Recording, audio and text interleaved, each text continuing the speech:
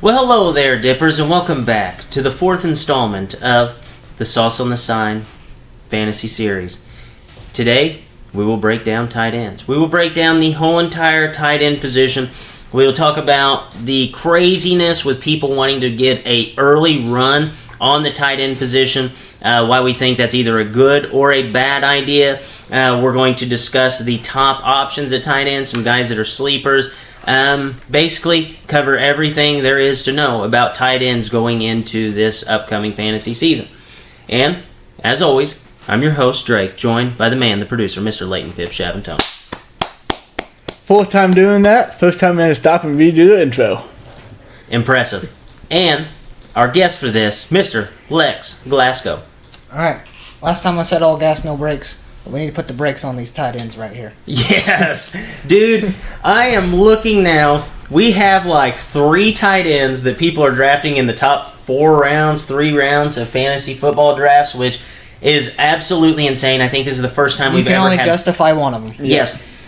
We have so many tight ends that people are wanting to take early in fantasy drafts. There's really no happy medium with these guys. So right now, we have 3 tight ends that are being taken in the top 3 rounds in fantasy football. Would you take any tight end in the top 3 rounds of fantasy football? I'll take Kelsey in tight end in fantasy football. The only one. Not in the first round. Second round, I'll look at it. I would think about it in the second round, but I wouldn't pull the trigger. If he's in the third, I'd probably do it. Third round, I'd take him. He's going in the second round. I think if you're the guy drafting, back-to-back, second and third round, right back-to-back, I'd take him there. And not blink an eye, but second round, I want my top wide receiver, I want my top running back. Yes, I absolutely agree. Guys, do yourselves a favor. Do not take any of these tight ends early unless you are like one of the bottom feeders in the second round. And Travis Kelce's still on the board, and every single elite option at every other position is gone. So, obviously, I think we can sit here in agreement. Travis Kelce is the number 1 tight end for this season. Travis Kelce and everybody else. Okay, so now we get into the other options. Guys, who is in that tier 2 tight end that you were looking at? So, Zach Ertz, in my opinion, the second best tight end in all of football. He's not that all consistent. He's a tight end. Okay? For second best tight end, he's a very good tight end, though. He had Carson Wentz this year. I'm sure Carson Wentz is healthy. He hadn't played football, and this time of season starts almost 9 months. To be ready to go. Isaac has a lot this year. Healthy with Carson Wentz. Like it. I think the only other guy you can go with at this point is Kittle. I mean... Yep. He had 1,300 yards last year, which is insane. Nobody saw that coming at all. But it was almost like he was getting fed by default because there's nobody else in that system to throw to right now. So if I were you, I'd fade away from him. I would wait. Absolutely. Do not draft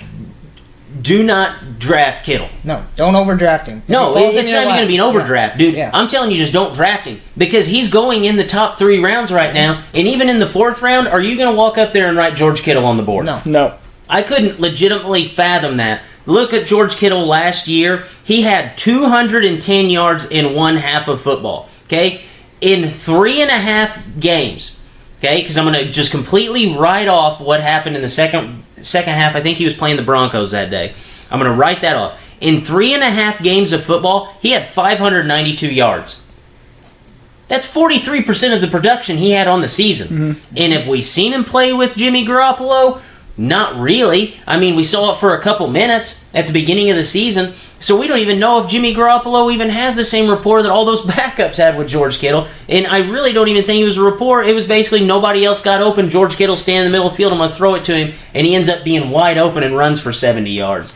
I think George Kittle was one of the biggest flukes of last fantasy season. Now, don't get me wrong. I think George Kittle's fine. I think George Kittle's phenomenal tight end.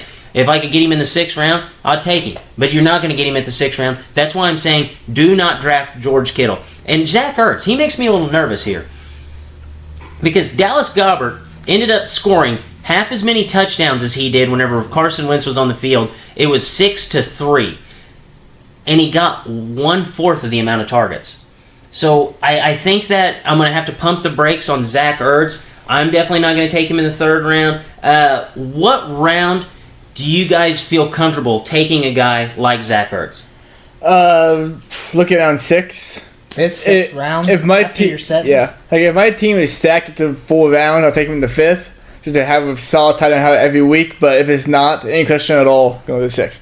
I absolutely agree there. And George Kittle, he's about the Probably same. same. That's the same. Yeah. Yes.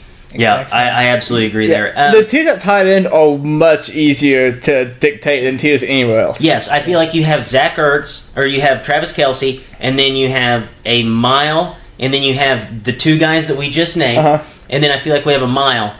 Who do you guys see in that 3rd tier of tight end that we know we're going to get production out of? I'm not talking about sleepers or anybody we can steal late. I just want to know that next tier of tight end. Honestly, the only tight end I have in tier 3 is OJ Howard. When he is healthy, he produces. Last season, in games he played, he had 6 of the 10 games over 10 fantasy points. The other 2 games, one was 9, one was 6, one was 2. If he's healthy, he produces. The problem is him being healthy. I think the guy that you might be able to throw in that tier right now is Jared Cook. Michael Thomas was the only guy that threw the ball last year, so they know he's going to get the ball. Jared Cook is actually a pretty good target over the middle. Oh, yeah. He had 101 targets last year, but downside is out of those 101 targets, he had only 68 catches. Yeah, but he also had 900. Yes. He's 4 yards shy of 900. 4 shy of 900 and had 6 touchdowns. I think he's a good pickup there with Drew Brees. I think Drew Brees has always kind of wanted that tight end he could go to when he needs to, and I think Jared Cook will be that guy for him. I don't know if I would put Jared Cook in that 3rd tier. Right on the edge. He's one of those guys that I think we can steal late, because right now he's going in the 7th round, which I still feel like is pretty high for a tight end. But a guy that I'm going to put in that 3rd tier, and I'm going to give you a reason why, it's a guy I've never really been huge on, is Evan Ingram. Think back to whenever they didn't have any wide receivers. Whenever Odell Beckham Jr. was not on the team, he was hurt. He had 64 catches for 727 yards, 6 touchdowns. That was his rookie season. So I think Evan Ingram's probably progressed a little bit since then, even though the numbers don't show that, just because they did have OBJ healthy last year. They did have a Sterling Shepard that was healthy last year. I like Evan Ingram this year, and I would potentially put him in that 3rd tier, but he's still going in the 5th round, so I don't necessarily think I could trust that. Yeah. Like I said, Evan Ingram, like I said, what round were they going in? 5th round, 6th round? Evan Ingram's going in the 5th round. For guys like that, I'm talking 7th, 8th round.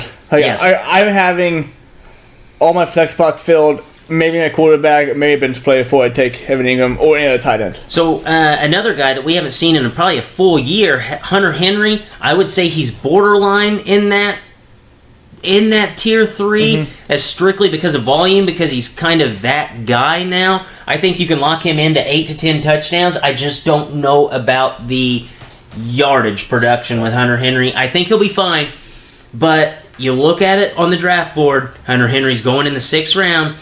I still think I'd be pumping the brakes on that. I would prefer him in 7, but you're going to have to take a tight end at some point. I would probably lean on the side of taking these guys later. What tight ends do you guys see that could be potential steals for us this season? One guy that I like a lot is Eric Ebron. On here, he's going in the 7th round. Like I said, I'm not taking a 7th round draft, but if people like me in the same draft and give him the 8th or 9th round, I like that for my starting tight end this season. That makes me nervous. Last year, Eric Ebron, do you know how many catches he had per touchdown? Probably a very low ratio. 5. Yeah. Every 5 catches was a touchdown. That's what you want. You want Seems like the only touchdowns. time he caught the ball was a touchdown. But you got Funchess there now, who's a big body guy. Yeah. You have Jack Doyle coming back that, is a very fine tight end to match up with Ebron. I don't know if Eric Ebron's ever going to see that production we saw last year, because that was a ton of touchdowns. Yes. I think a guy I think he could be kind of a steal later in the draft. Look at Njoku, but don't overdraft him. If he falls into your lap about the 11th round, I think he could be a big steal for you. He's only going to get more targets in that offense now. With, that growing development with Baker Mayfield. He's had a full season. Now he's had a full off season with them. There's going to be some trust there. And Baker Mayfield's even came out and said, hey, I want this guy to be my guy. I want him to be the big tight end. I think it could possibly be him this year, too. One tight end that I really like that's going under the radar here, and he's actually going in the 10th round, and I would prefer to take this guy over any of the other tight ends for their average draft position, and that's Austin Hooper. Dirk Cutter loves throwing to the tight ends. Tony Gonzalez, when he was 36 years old playing for Dirk Cutter, who was the offensive coordinator at the time, he had 93 catches.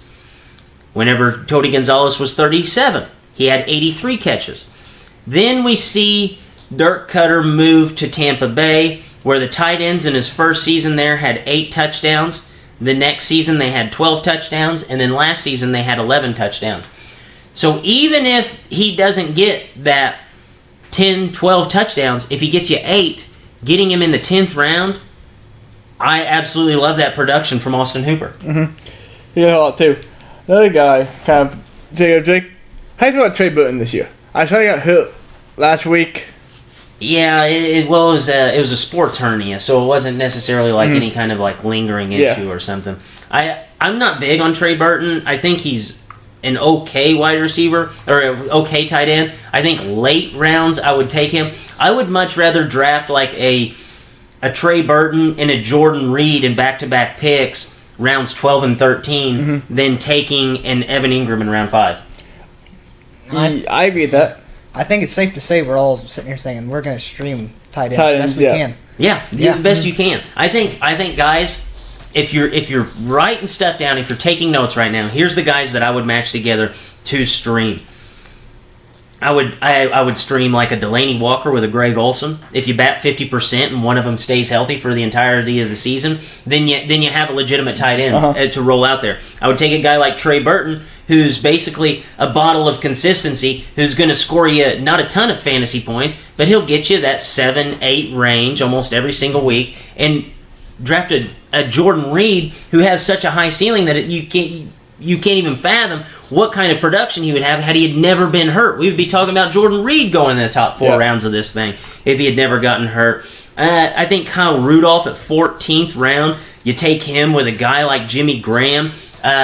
I think those would be 2 guys that you could match up opposite and just stream them week by week because, Kyle Rudolph, he's the guy that he's going to be consistent. He's not going to score you a ton of points, but then every so often you'll see that Jimmy Graham week just light up before your eyes, and you can play him. One guy I really like that's lower on this list, and I'm going to tell you the production, and then you're going to laugh at me. 44 yards per game. It's not a ton. But when it's Lamar Jackson throwing you the football, it's a lot. And that's Mark Andrews. Mark Andrews, he was kind of the second tight end that they took. Kind of got overshadowed by Hayden Hurst. He's outproduced Hayden Hurst just because he's the tight end by default because he's the only guy healthy. I think he could be a guy that we're looking up at the end of the season and being like, wow, Mark Andrews, he was a top 10 tight end this season, maybe even top 8, and you get him in the 13th round. I think he's a fine play. I don't know about Andrews this year. But if Hayden Hurst can never really come back to where he was when he got drafted. But Hayden Hurst is a guy who you've seen his ADP go up almost 2 rounds over the past month or so. People agree with you on that one. Yeah, and I talked about Delaney Walker and Greg Olsen. These guys are going, round 12 and 13. You don't have to be young to play the tight end position. I just gave you an example of how Tony Gonzalez was 36 years old, 37 years old, still catching 80 balls a season. So, these tight ends, as long as they stay healthy, they're going to produce. You just have to hope that they are healthy. Yeah, and I kind of agree with Drake about Mark Andrews. He's going to be that safety blanket this year for Lamar Jackson. He's going to be that guy who's always coming across the middle for him. When you need somebody, when you're rolling out, to just kind of sit down and sit in the soft spot of the zone, catch a ball. He's not going to drop many balls. He's always going to be there. He's going to be Mr. Reliable. He's going to be Jason Witten when Jason Witten was there. And what is better for a quarterback that's inaccurate than a tight end that goes and stands, who's a tight end who's a big body guy who stands 6 feet away? Not a whole lot. Not a whole lot. Good pass blocking. I see Vance McDonald going in the 7th round. Yeah, that's nuts. That is crazy. What? Do not take... I think Vance McDonald's fine, but... I named him Vance McShit for a reason. Yes. I don't see it. I don't see it in the 7th round. Now, maybe he could finish as the 9th tight end overall, but the 7th round on a Vance McDonald? Okay, he might finish as the 9th overall tight end, but really, is that saying very much? No. No, that's not. That's saying, you know, he had like 1 or 2 weeks where he just went off, and then the rest of the year he could have just been complete shit. How are you guys going to treat T.J. Hawkinson? He's going in the 11th round right now. I was about to ask you. 9th, 10th round. I like him more than his ADP is. What about a guy like, you know... Matthew Stafford. Yeah. When has Matthew Stafford ever thrown to the tight end? He had he had Eric Ebron there forever, and Eric Ebron had his career year once he left. I don't think I can buy into the T.J. Hawkinson. Now, 11th round, I could probably draft T.J. Hawkinson. Yeah. Now we're starting to get... Because I look at T.J. Hawkinson and Vance McDonald, I could easily see T.J. Hawkinson outscoring him this season. Just because if he is as good as what they have sold us on, Golden Tate's no longer there. Now that might open up more for the tight end. That might be why we didn't see Eric Ebron ever really blossom. But I feel like the tight end position this year is more odd than any other position I can remember over the last probably ever doing fantasy football. Yeah, it's real shallow. We're taking it deep. This is really shallow. Yeah. I think you have your top guys that are probably the top 5, 6 that are going to all have over, 800 yards. But then after that, you're just wading through shit. Do you know how you go? Do you go on vacation? You stay in a condo, or whatever. At one end of the pool, it has like 4 feet, it's like 18 feet deep. Yes. That's Travis Kelce. But like 80% of the pool is 4 feet deep. Yes. That's anything else. I think what you're doing after those top 3 guys, you're just trying to find touchdown. Literally, that's it. You're just trying to find who's going to score me a touchdown this week. You're chasing touchdowns for sure. Literally, that's all you're doing. You're just trying to find touchdown and maybe like 2 or 3 catches. That's all you can hope for. Yeah. Which, if you're going to tell me I need to chase touchdowns, I'm looking at Jordan Reed, man, and I really like that. And I like a Jimmy Graham because if they try to double cover Devontae Adams in the red zone, which every team should be doing, Jimmy Graham's and going to be I think, Michael Floor is going to go out and he's going to try and, feed Jimmy Graham. Yeah. Jimmy Graham, he had a down year last year, but the year before that, he had the most red zone targets in all football. Yeah. The year before that in Seattle, I think, I don't think LaFleur's a dumbass. I think he's going to come out and, feed the man. I mean, he's there for a reason. He is there for a reason. Any other tight ends that you guys want to talk about? I'm saying this is very, very shallow. Any other tight ends you guys could see potentially having a year? Somebody in your league is going to draft Jason Witten. Yeah. The only one that's being drafted we haven't talked about is Jack Doyle. So now talk about Jack Doyle real quick. Oh, man. I don't want to get into the mess with the Colts tight ends. I could see Jack Doyle outscoring Eric Ebron, but I could very easily see Eric Ebron outscoring Jack Doyle. Mm-hmm. Because every single time Jack Doyle got healthy, they were trying to put him back out there over Eric Ebron. Yeah, no, you're right. Eric Ebron's more used as a wide receiver anymore, but... Yeah, Eric Ebron ran out on 96% of pass plays last year, so he's a wide receiver. Yeah, he is 100% a wide receiver. But then they get Devin Funchess, which just makes things a lot more complicated, in my opinion. I don't know. That's it. A lot of guys not going to touch him. No, there's so many guys that don't want to touch it all. I think that your best value, and you guys tell me if I'm crazy, is Austin Hooper. A 10th round tight end. He has the most upside. He's not phenomenal, but I think you're going to know what you're going to get with him in Dirk Cutter's offense. We're going nuts, but I don't think Kyle Rudolph's getting drafted. Do you guys see Kyle Rudolph on your list? Yeah, he's going in the 15th round. Okay. And there's no difference between... Okay, he's not on mine, but that's another guy I like way more than 15th round. Yeah, I don't think that there's much difference between Kyle Rudolph and David Njoku. Fucking Vance McDonald? And Vance McDonald. Yeah. I think this is going to be interesting. Jared Cook. Interesting, to say the least. So anything else on the tight end position before we wrap this show up? I want to ask one question. Yes. Does Gronk play football this year? No. Yep, week 8. Book it. No. I don't think he does. Nope. Leighton's got the hopes that he does. Book it, week 8. He comes back after that bye week, says, you know what? I want to win another Super Bowl. Love it. He finally blows all that money out partying in Miami. I don't think I don't see Gronk coming back at all. Yep. Week 8. And on that note, for Drake, for Leighton, and Lex, Dippers, as always, stay saucy.